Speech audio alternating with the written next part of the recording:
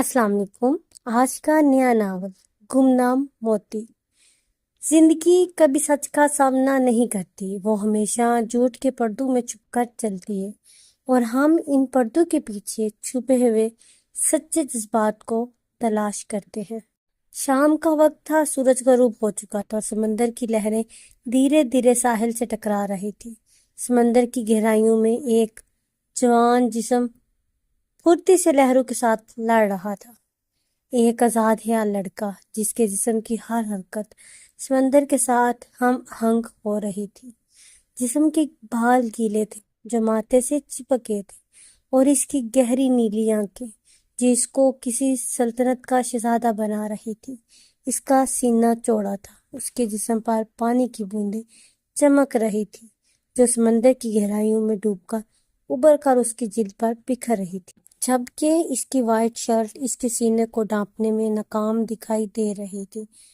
जब उबैद एक बड़ी लहर के ऊपर से तेज रफ्तारी से गुजरा था, जबकि साहिल पर खड़ा एक खूबसूरत नौजवान जो इसी तरफ ही देख रहा था, जिसके कद लंबे बाल उसकी गर्दन तक आ रहे थे, जबकि कुछ लट्टें चेहरे की साइड पर लटक रही थी और वो जब चलता तो इसके बालों में समंदर की हवा कुछ यूं घूमती कि जैसे वो खुद एक ख्वाब हो।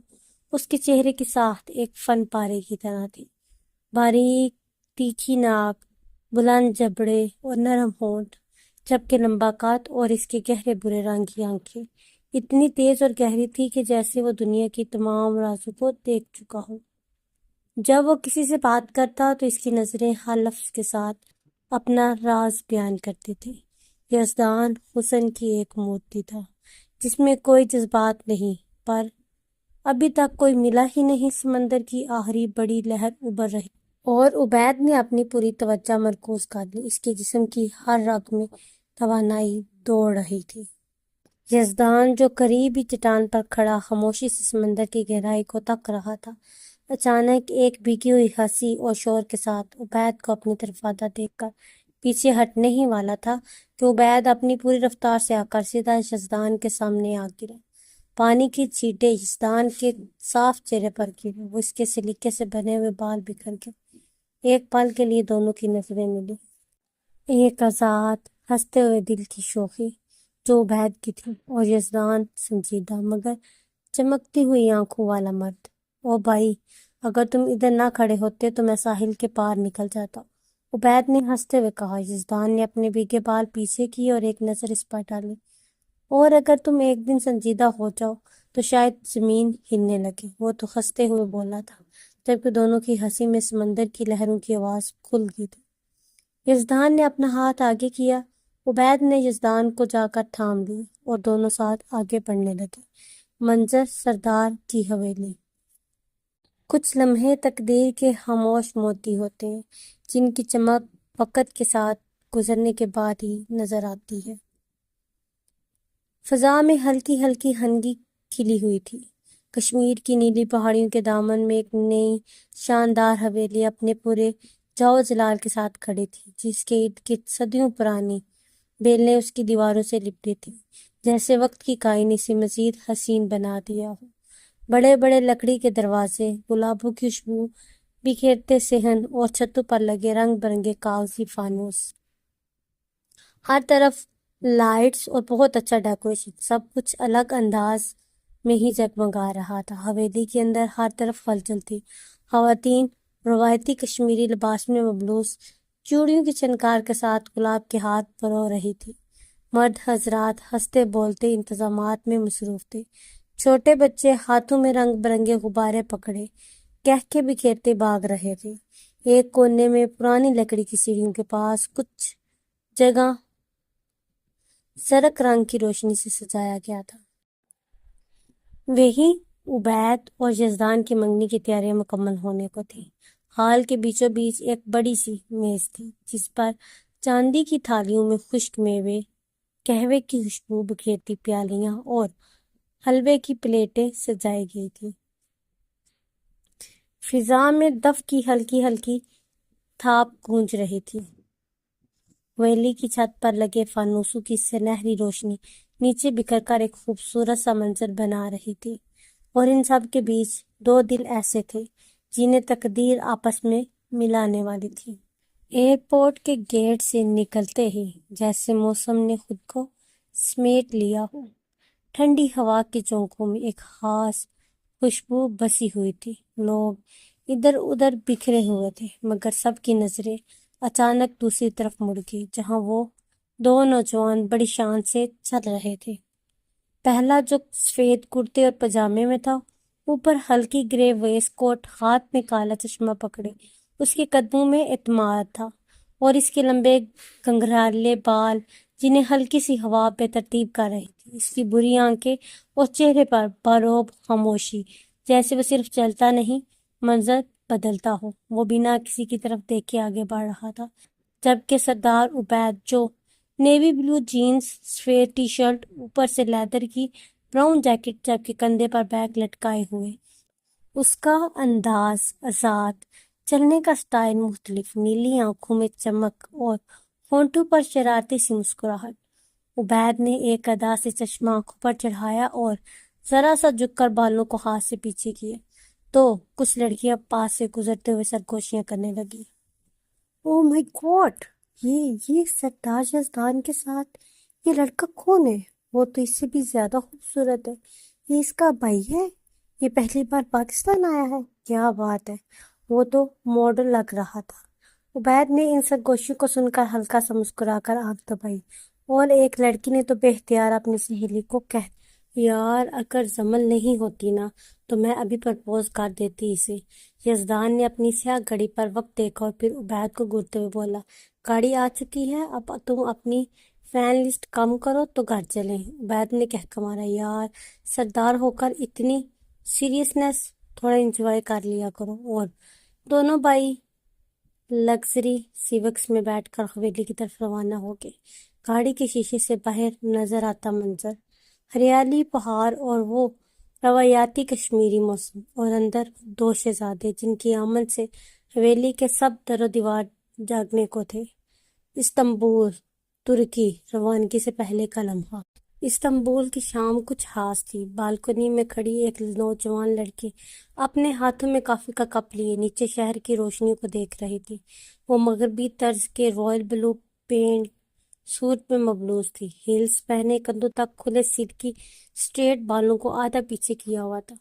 یہ ہے مرینا یاسر، ایلیگنس اور سوفیسٹیکیشن کا چلتا پھرتا عکس۔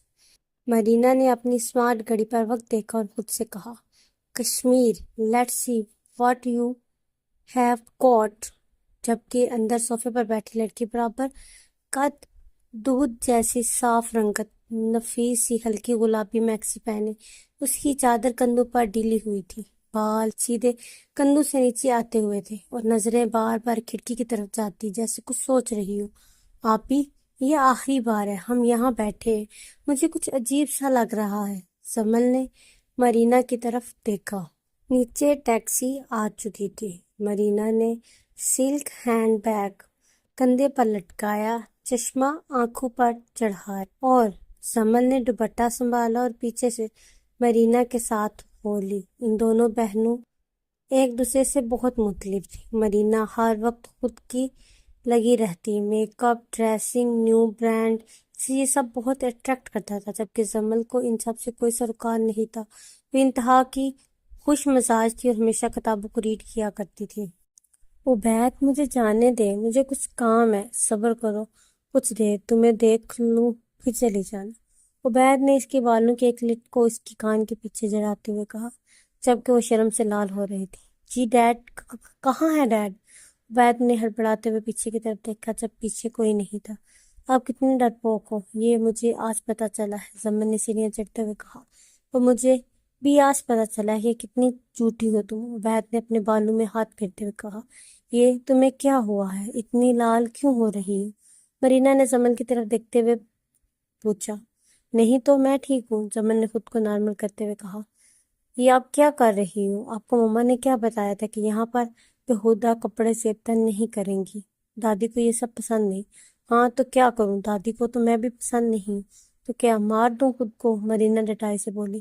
آپ یہ کیا بول رہی ہیں؟ آپ کم سے کم اتنا تو خیال کر لیں، وہ جزدان بھائی کی دادی ہے۔ تم چھوٹی ہو تو چھوٹی ہی رہو، اپنے کام سے کام رکھو۔ مرینا یہ کہتی واش روم کی طرف بڑھی۔ مما ایک بار سوچ لیں، وہ بائی کی ٹائپ کی نہیں ہے، عبید نے کرسی پر بیٹھتے ہوئے کہا۔ کیا کمی ہے اس میں؟ خوبصورت، پڑھی لکھی ہے، اور سب سے بڑی بات بڑوں کی عزت کرتی ہے۔ ہاں ہاں، بڑوں کی عزت۔ عبید تنزیہ مسکرائے۔ مما آپ نے اس کی ڈریسنگ دیکھی ہے؟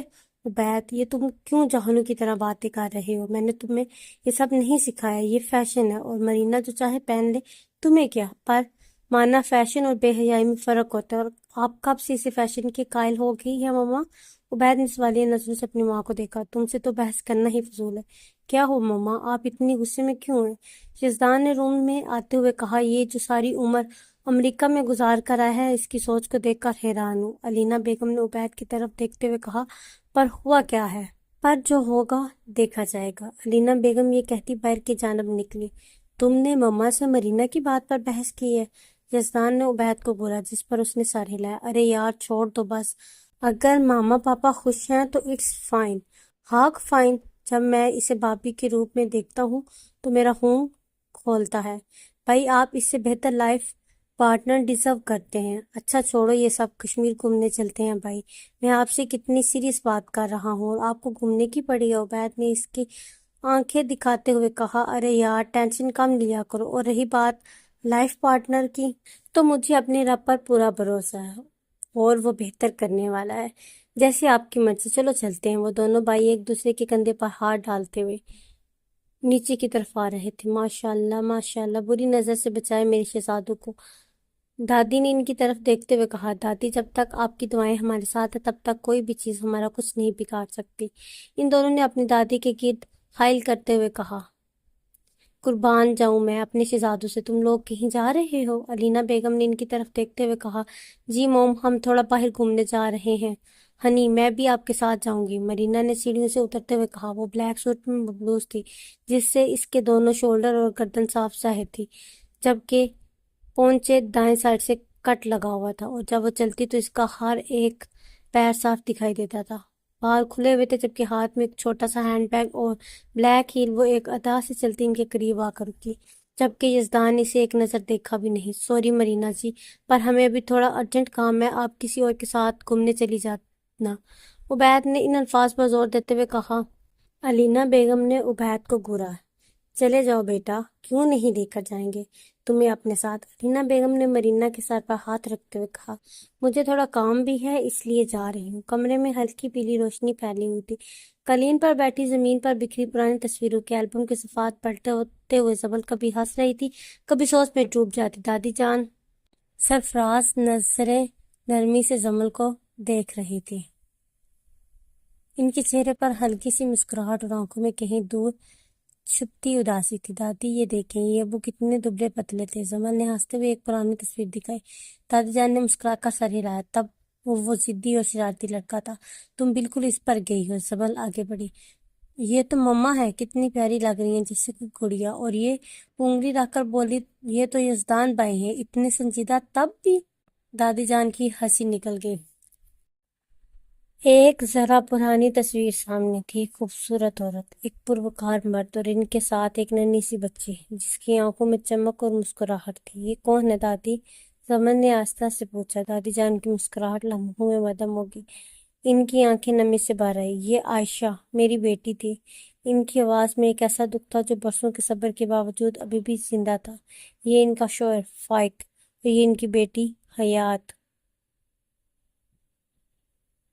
دادی جان کی انگلی ننھی بچی کی تصویر پر ٹکی ہوئی تھی، جس کی سبز آنکھیں سب کو اپنی طرف متوجہ کرتی تھی۔ یہ پورے 7 سال بعد ہم سے ملنے کے لیے آ رہے تھے۔ پتہ نہیں کس کی نظر لگ گئی میری بچی کو، ان کا ایک کار ایکسیڈنٹ میں سب ختم ہو گیا۔ دادی جان کی آواز روندلی گئی۔ زمل نے خاموشی سے دادی جان کا ہاتھ تھام لیا۔ کمرے میں ایک عجیب سا سکوت چھا گیا تھا، صرف پرانی تصویروں کی مہک اور ان کے پیچھے چھپے درد کی خوشبو باقی رہ گئی۔ زمل نے آہستگی سے کہا۔ ارے پری، یہ تو وہی ڈریس ہے جو یزدان بھائی نے آپ کو سالگرہ پر دیا تھا۔ ہاں یہ وہی ہے، پری نے ہنستے ہوئے کہا، پر میں یہ نہیں لے سکتی، یہ آپ کا تحفہ ہے۔ نور نے پری کی طرف دیکھتے ہوئے کہا۔ ارے میری پیاری سی جان، جو میری چیز ہے وہ آج سے تمہاری ہے۔ پری نے اسے گلے لگاتے ہوئے کہا۔ کمرہ خاصا کشادہ اور نفیس سجا ہوا تھا۔ ماربل کے فرش پر بچھا قالین، سفید پردے اور درمیان میں رکھا سنہرا ٹیبل اس بات کی گواہی دے رہا تھا کہ یہ جگہ کسی نواب زادے کی ہے۔ مرینا آئینے کے سامنے کھڑی اپنے ناخن دیکھ رہی تھی جب اس کی ماں بشریٰ بیگم کمرے میں داخل ہوئی۔ مرینا فوراً پلٹی، چہرے پر واضح ناراضگی تھی۔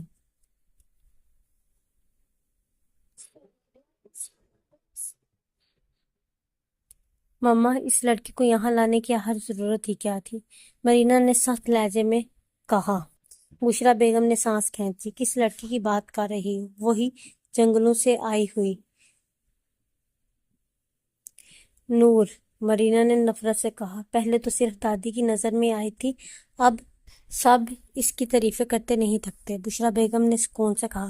دادی نے اسے روکا ہے، بچی نے ہمارے شہزادے کو بچایا ہے، اتنی سی بات ہے۔ ہاں تو کچھ رقم دے کر رخصت کر لیتے، اس مرینا نے دانت پیستے ہوئے کہا۔ بات صرف روکنے تک رہتی تو بھی ٹھیک تھا ماما، اب تو جمل بھی اس کی طرفداری کرنے لگی اور عبید بھائی، اس کی نظریں بھی عجیب سی ہو گئی ہیں۔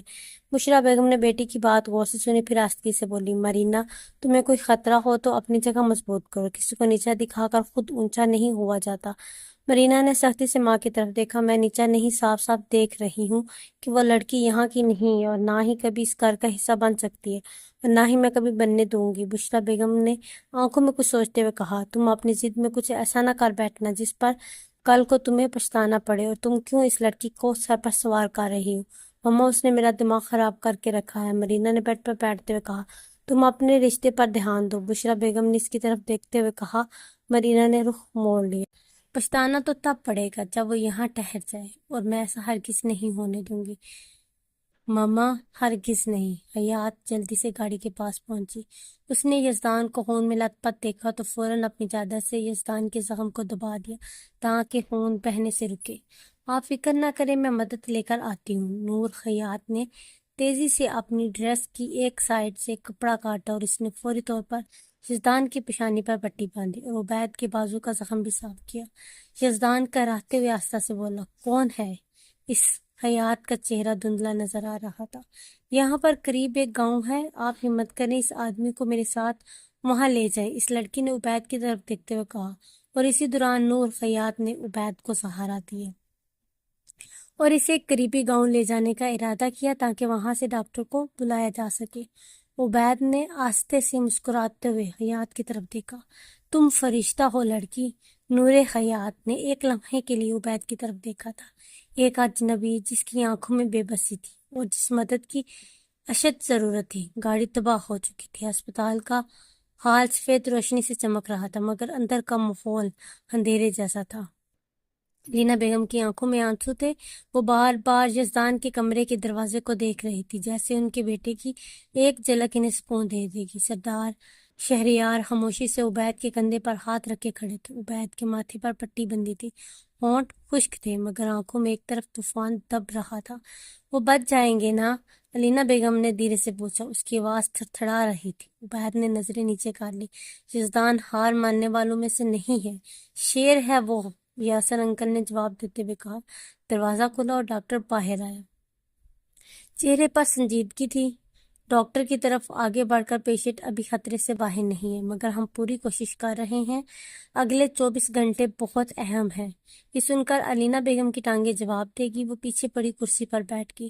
موم، خود کو سنبھال لیں، عبید ان کے قریب جاتے ہوئے کہا۔ اسی لمحے نور حیات ہاتھ میں پانی کی بوتل لیے آئی، ان کی طرف بڑھی۔ یہ لیں آنٹی، آپ تھوڑا سا پانی پی لیجئے، اس نے نرمی سے کہا۔ علینا بیگم کی طرف سے کوئی جواب نہیں آیا۔ عبید نے اس کے ہاتھ سے پانی کی بوتل تھامی جبکہ عبید اور جمل ایک بینچ پر بیٹھے آئس کریم کھا رہے تھے۔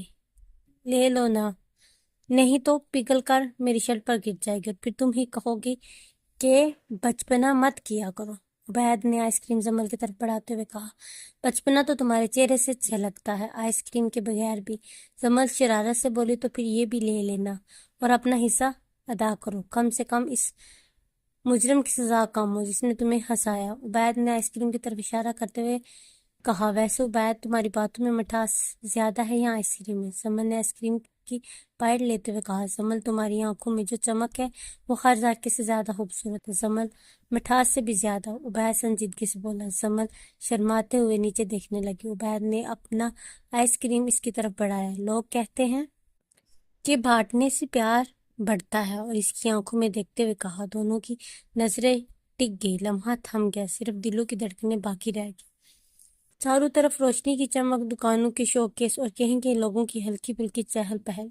عبید، زمل، پری، نور، یزدان اور مرینا ساتھ ساتھ ہی مال میں انٹر ہوئے تھے۔ میں تو سیدھی شوز والے سیکشن میں جا رہی ہوں، مجھے وہ پنک والی ہیلز دیکھنی ہے، پری نے ڈائریکٹ شوز کو دیکھتے ہوئے کہا، جس پر عبید نے اسے چڑھائی۔ پری، تمہارے پاس کتنے شوز ہوں گے؟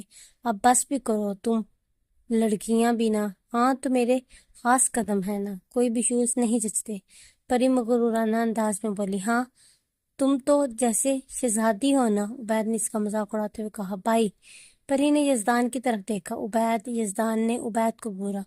اوکے میرا بچہ، تم جاؤ، یزدان نے پری کے سر پر ہاتھ رکھتے ہوئے۔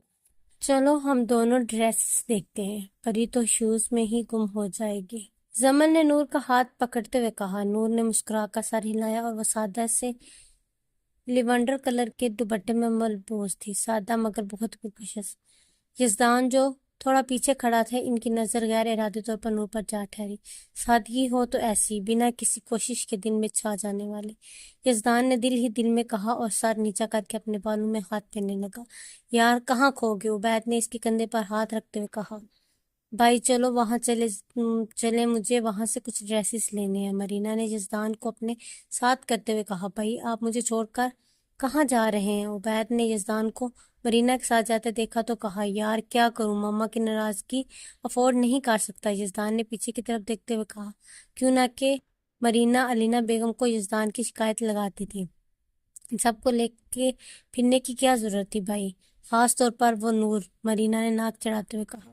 مرینا ہو سکے تو اپنی زبان کو نور خیات کے لیے کنٹرول میں استعمال کرو، ایسا نہ ہو کہ میں کچھ بول دوں۔ کیا مطلب؟ تم اس معمولی سی لڑکی کے لیے مجھ سے لڑ رہے ہو؟ نہ جانے کتنے وقت ان میں یہی بحث چلتی رہی۔ دھوپ ہلکی ہلکی گھاس پر پڑ رہی تھی، ہلکا سا ٹھنڈا ہوا کا جھونکا درختوں کے پتوں کو سرسرا رہا تھا۔ لان میں بڑے بڑے صوفے رکھے گئے تھے جن پر دادی علینا بیگم، مرینا کی ماں بشرا اور دیگر گھر والے بیٹھے تھے۔ سامنے کافی اور شربت کی ٹرالی رکھی تھی اور ارد گرد نوکرانیوں کی ہلکی پھلکی چہل پہل جاری تھی۔ وہ سردار کمران کا کیا ہوا؟ دادی نے سردار شہریار کی طرف دیکھتے ہوئے کہا۔ ان سے تو میں نپٹ لوں گا، آپ بے فکر رہیں، ابھی آپ لوگ شادیوں کی تیاریوں پر فوکس کریں۔ مجھے آج عائشہ کی بہت یاد آ رہی ہے، مجھے ان سے ملنے جانا ہے۔ ویسے آپ کو ایک خوشخبری سنانی ہے، سردار یاسر انکل نے شہریار شہزاد سردار کی طرف دیکھتے ہوئے کہا۔ جب سب اس کی طرف متوجہ ہوئے، کیسی خوشخبری بھائی؟ علینا بیگم نے ان کی طرف تجسس سے دیکھتے ہوئے کہا۔ آج صبح ہاسپٹل سے کال آئی تھی کہ عائشہ بہن کے جو ٹیسٹ ہوئے تھے ان کا رزلٹ آ گیا ہے، سب کلیئر ہے۔ ڈاکٹر کا کہنا ہے کہ دعا کرو، اب بس ان کو دعاؤں کی ضرورت ہے کہ وہ جلدی سے کومے سے باہر آ جائیں، بس اللہ کرے۔ بشرا بیگم چلے اندر، ڈیزائنر آ چکا ہے، ہم ڈریسز ڈیزائن کروا لیتے ہیں۔ وہ دونوں خاتون اندر کی طرف بڑھتی چلی گئی۔ ماں جی ہم ہاسپٹل چلتے ہیں، میں ڈاکٹر سے بھی بات کر لوں گا، سردار شہریار نے اٹھتے ہوئے کہا۔ شام کا وقت، فارم ہاؤس کا سبز لان، ہلکی ہلکی ہوا چل رہی تھی، چاروں طرف فیری لائٹس چکمکا رہے تھے، خوبصورت سا قالین بچھا ہوا تھا، آس پاس رنگ برنگے کشنز رکھے تھے اور درمیان میں کولڈ ڈرنک کی خالی بوتلیں رکھے تھے۔ سب گول میز پر بیٹھے، ہنسی مذاق کا ماحول تھا۔ اچھا سب تیار ہو؟ بوتلیں گمو اور سچ اور جھوٹ کا پتہ چلاؤ، پری پرجوش انداز میں بولی۔ تیار ہو سب؟ زمن نے سب کی طرف دیکھتے ہوئے کہا۔ ہاں سب پرجوش انداز میں بولے، بس یہ نہ ہو کہ صرف ٹروتھ لے کر بچ جائے، مرینا نے ہنستے ہوئے کہا۔ اور اگر کسی کو ڈر میں پول میں چھلانگ لگانی پڑی تو وارننگ دے رہا ہوں، میں فل سوٹ میں ہوں، عبید نے کشن پر نیم دراز ہوتے ہوئے کہا۔ میں تو صرف سیلف ڈیئرز کروں گی ورنہ میں باہر، مرینا ایک ادا سے بولی۔ اور اگر بوتل تمہاری طرف آ گئی تو؟ مرینا یزدان نے مرینا سے سوال کیا۔ یزدان بھائی آپ ہی بوتل گھمائے، مزہ آ رہا ہے، پری نے چٹکی بجاتے ہوئے کہا۔ یزدان نے بوتل گھمائی، سب کی نظریں اس پر مرکوز تھی، بوتل گھوم کر زمل پر رکی۔ اوہو پہلا اور نشانے میں یہ تو ناانصافی ہے، زمل نے منہ بناتے ہوئے کہا۔ چلو سچ یا چیلنج؟ پری نے سب کی طرف سوالیہ نظروں سے دیکھا۔ سچ، عبید نے ہنستے ہوئے کہا۔ ایسی بات ہے جو تم نے آج تک کسی کو نہیں بتائی؟ پری نے شرارت سے پوچھا۔ جب میں چھوٹی تھی نا تو آئینے میں خود کو زویا کہا کرتی تھی، لگتا تھا زمل نام بورنگ ہے، اور یہ میں نے آج تک کسی کو نہیں بتایا۔ سب اس کی بات پر ہنسنے لگے۔ ہاں ہاں ہاں، زوبیا بی بی، آپ کی بات تو کمال کی نکلی، عبید نے اس کی طرف دیکھتے ہوئے کہا۔ اور پری تم گھماؤ بوتل۔ پری نے جیسے ہی بوتل گھمائی وہ عبید پر ٹھہر گئی۔ اف، عبید نے منہ بناتے ہوئے کہا۔ سچ ڈیئر؟ رینا نے سب کو دیکھتے ہوئے پوچھا۔ ڈیئر، سب نے ایک ساتھ بولا۔ اچھا تو تمہارے لیے ڈیئر ہے کہ تم شاعرانہ انداز میں زمل کی تعریف کرو گی، اور وہ تمہارے لیے کیا ہے؟ یہ ڈیئر تو میں دل سے کروں گا، اور یہ پر سب میری بات غور سے سنو، درمیان میں کوئی نہیں بولے گا۔ عبید نے سب کو گھورتے ہوئے کہا۔ اوکے بوس، سب نے ایک ساتھ کہا۔ زمل، تم لفظ نہیں ہو، احساس ہو، جسے پڑھا نہیں صرف محسوس کیا جا سکتا ہے۔ تم وہ خاموشی ہو جو دل کے شور کو سکون دیتی ہو، تم وہ منظر ہو جسے الفاظ نہیں چھو سکتے، تم وہ خواب ہو جو نیند کی قید سے آزاد ہو، وہ خوشبو ہو جو سانسوں کو باندھ لیتی ہے۔ تمہارے چہرے پر جیسے رب نے خود اپنے ہاتھوں سے نرمی اتاری ہو، اور تمہاری آنکھیں جیسے کسی پرانی دعا کا جواب ہو۔ میں نے لفظوں کو بہت بار پڑھا ہے، لیکن تمہارے لیے کوئی لفظ کافی نہیں۔ تم وہ فکرہ ہو جسے کہنے سے پہلے قلم رک جائے اور دل دھڑکنا بول جائے۔ تم میری ہار میں چھپی ایک جیت ہو، تم وہ روشنی ہو جو اندھیرے کو بھی خوبصورت کر دے، ایک لمحہ خاموشی کا جیسے وقت تھم گیا ہو۔ زمل کی آنکھیں نم، لبوں پر بے یقینی اور دل میں ہلکی سی لرزش۔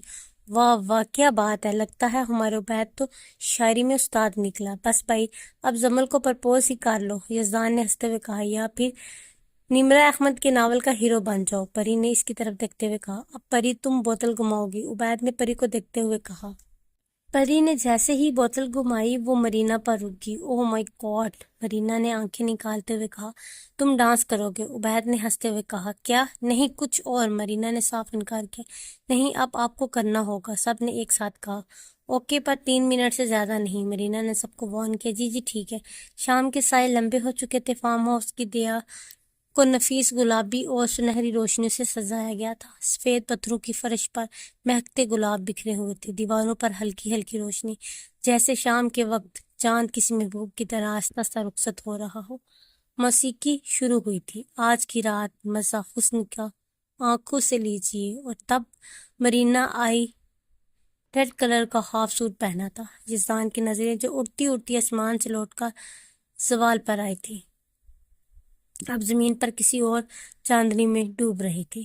مرینا کے ہاتھ فضا میں بلند ہوئے، وہ گانے کے اشعار کے ساتھ اپنے بدن کو اس نفاست سے موڑنے لگی۔ ہر اشارہ، ہر جنبش میں ایک مکمل جملہ چھپا تھا۔ حال میں سب کی نظریں ساکت تھی، صرف مرینا متحرک تھی۔ یزدان کی آنکھیں انجانے میں پہلی بار اس پر ٹکی تھی، جیسے بے اختیار۔ وقت برباد نہ بن باتوں کی باتوں میں کیجیے۔ شاید یزدان مرینا کو کبھی اس نظر سے نہ دیکھتا اگر یہ ایک شام، ایک لمحہ اتنا خاموش اور خطرناک نہ ہوتا۔ نور کہیں پچھلے حصے میں کھڑی یہ سب دیکھ رہی تھی، اس کی سبز آنکھوں میں ایک سرد سی روشنی چمکی۔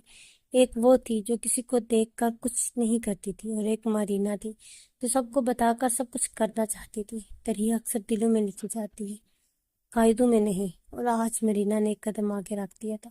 بس بہت ہو گیا، مرینا نے بانپتے ہوئے کہا۔ سب نے اس کے لیے تالیاں بجائی۔ واہ مرینا، تم نے تو کمال ہی کر دیا، عبید نے تالیاں بجاتے ہوئے کہا۔ ارے نور، تم بھی آؤ۔ پری نے نور کو پیچھے دیکھا تو کہا، ہاں آؤ نا تم بھی۔ زمل نے اٹھ کر اس کا ہاتھ پکڑا اور اپنے ساتھ لا بٹھایا۔ اب طبیعت کیسی ہے تمہاری؟ یزدان نے اس کی طرف بنا دیکھے پوچھا۔ جی اب ٹھیک ہوں، اس نے نور کو دیکھا، پھر نارمل انداز میں جواب دیا۔ چلو نور، اب تمہاری باری۔ نور نے جیسے ہی بوتل گھمائی وہ ڈائریکٹ یزدان پر ٹھہری۔ واہ واہ واہ، سب کی ایک ساتھ آواز نکلی۔ پہلے اپنی آنکھوں کے تیر سے میرے دل کو زخمی کیا، اب نشانہ ہماری طرف، یزدان نے دل ہی دل میں کہا، جبکہ نظریں نور پر تھی۔ وہ اس کی نظروں کو خود پر محسوس کر کے کنفیوز ہو رہی تھی۔ اچھا یزدان بھائی، آپ شاعری کرو گے؟ زمل نے پرجوش ہو کر کہا۔ ہاں بھائی، آپ شاعری کرو گے؟ یزدان یزدان یزدان، سب نے ایک ساتھ کہنا شروع کر دی۔ اچھا اچھا بس کرو، کرتا ہوں، یزدان نے کچھ سوچتے ہوئے کہا۔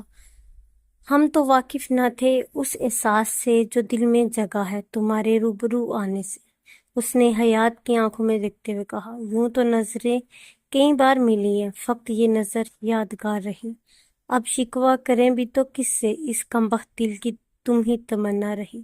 اس کے سارے الفاظ کے تیر حیات کی طرف تھے۔ یوں نہ رخ پھیرو ہم سے، ان سانسوں کی ڈوری تمہارے ساتھ رہی۔ اب ہم تم کیا رہے، ایک جسم دو جان ہوئے۔ حیات اس کی نظروں کو خود پر محسوس کر کے کنفیوز ہو رہی تھی۔ میں انتہا سے ابتدا ہوں اور تم ابتدا سے انتہا ہو۔ یزدان ایک ایک فقرہ دل کی گہرائیوں سے بول رہا تھا، جبکہ نظریں حیات پر تھی، جیسے یہ سب اس کے لیے بول رہا ہو۔ او ماشاءاللہ میرے بھائی، تم تو میر تک کی میر نکلو، عبید نے ہنستے ہوئے کہا۔ اچھا چلو اب بس کرو، بہت ہو گیا، پری نے اٹھتے ہوئے کہا۔ او چڑیل بیٹھو، ابھی تو نور کی باری باقی ہے۔ اب بوتل گھمانے کی باری عبید کی تھی۔ عبید نے جیسے ہی بوتل گھمایا وہ بوتل نور پر رکا۔ آہا، پری نے نور کو دیکھتے ہوئے کہا۔ ڈیئر یا سچ؟ سب نے ایک دوسرے کو سوالیہ نظروں سے بولا۔ سچ، مرینا نے سب کو دیکھتے ہوئے کہا۔ اچھا نور، حیات تو بتاؤ کہ تم جنگل تک کیسے پہنچی؟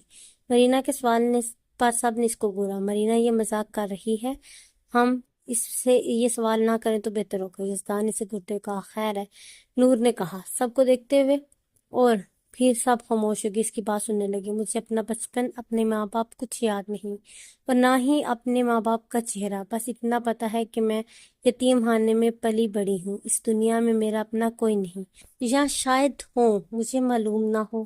وہ یہ بات کر رہی تھی جبکہ آنکھوں سے آنسو رواں تھے۔ تو تمہیں اپنے ماں باپ کا چہرہ کیوں یاد نہیں؟ مرینا کی طرف ایک اور سوال۔ وہ اس لیے کیونکہ کچھ مہینے پہلے میرا ایکسیڈنٹ ہو گیا تھا، جس کی وجہ سے مجھے اپنی پچھلی زندگی کا کچھ بھی یاد نہیں، اور جب میں ہوش میں آئی تو اس کے بعد کچھ لوگ میرے پیچھے پڑے تھے۔ بہت بار انہوں نے مجھے مارنے کی بھی کوشش کی، پر میں یہاں سے بھاگ کر جنگل چلی گئی۔ اور پر اس کے نور کی آنکھیں لال تھی۔ تو کیا آپ کے پاس اپنے ماں باپ کی کوئی نشانی نہیں؟ پری نے اسے دیکھتے ہوئے پوچھا۔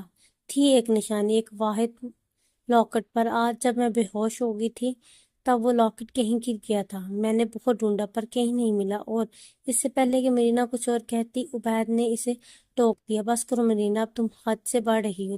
جبکہ نور اور زمن نور کے ساتھ بیٹھے اسے دلاسا دے رہی تھی۔ اب اٹھ بھی جاؤ، سب کتنی دیر سے سو رہے ہیں۔